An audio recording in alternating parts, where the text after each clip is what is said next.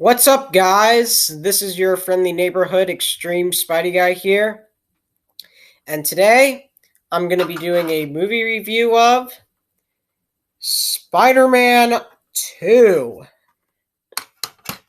which is once again directed by Sam Raimi. So, how's this movie made? Well, principal photography began in April 2003 in New York City and also took place in Los Angeles. Reshoots took place later that year and concluded in December.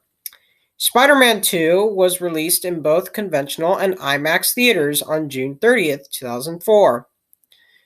It received widespread acclaim from critics who praised its emotional weight and visual effects, as well as Maguire and Molina's performances, and Raimi's direction, and grossed $709 million worldwide, and making it the third highest grossing film of the year.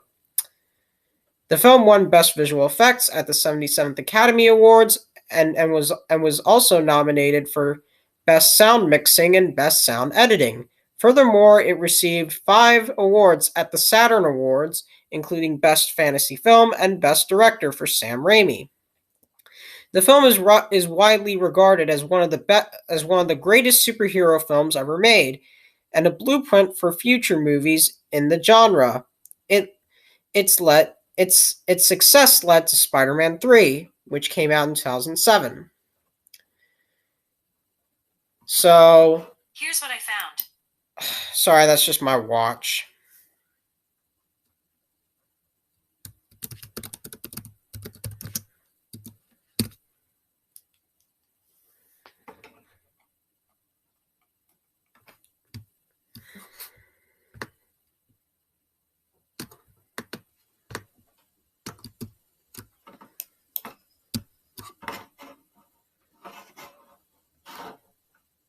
Hold on, just give me a second. That's better. So, what's the story of this movie? Well, when a failed nuclear fusion experiment results in an explosion that kills his wife, Dr. Otto Octavius, played by Alfred Molina, is transformed into Dr. Octopus, a cyborg with deadly metal tentacles. Doc Ock blames Spider-Man, once again played by Tobey Maguire, for the accident and seeks revenge. Meanwhile, Spidey's alter ego, Peter Parker, faces fading powers and self-doubt. Complicating matters are his best friend, Harry Osborn, once again played by James Franco, hatred for Spider-Man and his true love, Mary Jane, once again played by Kristen Dunst, sudden engagement to another man. So, what do I think of this movie? This movie is easily one of the best comic book movie sequels I have ever seen, and one of the best comic book films I have ever seen in my life. Great performances from Tobey Maguire, Kristen Dunst, James Franco, Rosemary Harris, as always. And they still give awesome performances, and especially a great performance from Donna Murphy. And Alfred Molina definitely nailed the role as Dr. Otto Octavius. And Dr. Octopus is easily one of my favorite Spider-Man antagonists, along with the Green Goblin and Venom.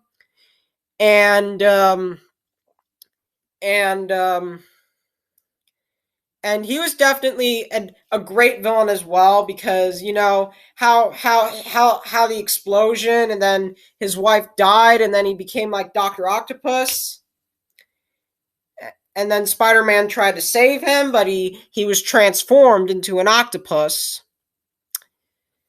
and then he realizes who he is, and then he turns evil, and the battles with him and Spider-Man are definitely awesome. Especially the battle scene in like the train scene, and then Spider-Man is trying to save Aunt May from Dr. Octopus. And then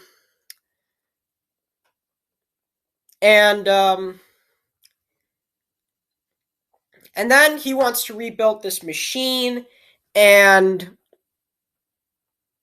which was like a fusion reactor, which and then excuse me, and then and then and then he sacrifices himself by destroying the machine. And the final battle with him and Doc Ock is definitely amazing. And Tobey Maguire and Kristen Dunst still have great chemistry with each other as always. Excuse me.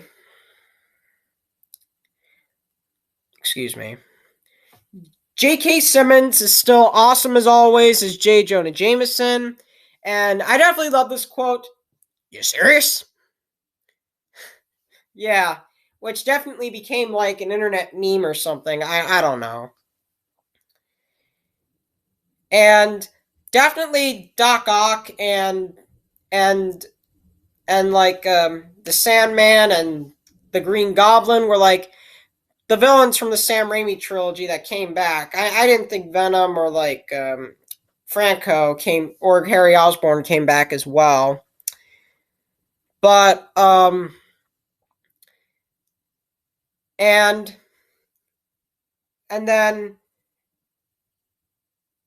and the opening scene is definitely awesome where like I think Peter Parker has like a dream or something, I don't know, where he's delivering pizza and then and then and then his boss like fires him. And I definitely love the quote pizza time as well. That kind of reminds me of the Teenage Mutant Ninja Turtles as well. And Tobey Maguire and James Franco also have great chemistry with each other, along with Alfred Molina as well. And the romance definitely is awesome in this movie. Is definitely amazing in this movie as well. And this movie even has more action than. And this movie even has action a lot. And this movie even has action just like the first film as well.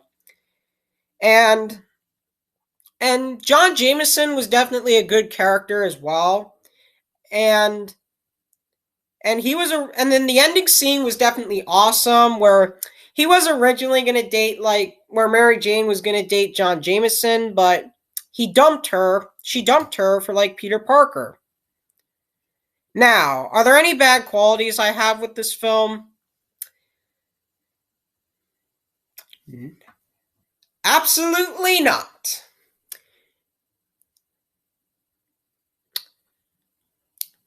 But anyways, Spider-Man 2 is one of the best comic book movies I have ever seen, and I still enjoy it, and I enjoy it for what it is, and here's how I'm gonna rate it. I am going to give Spider-Man 2 a full, solid 10 out of 10. So, tell me your thoughts on Spider-Man 2. Did you love it? Did you hate it? Do you think it's okay? Do you think it's overrated? Just let me know in the comments below. And I'll see you later when I'll be reviewing Spider-Man 3, which is coming up next. And until next time, with great power comes great responsibility.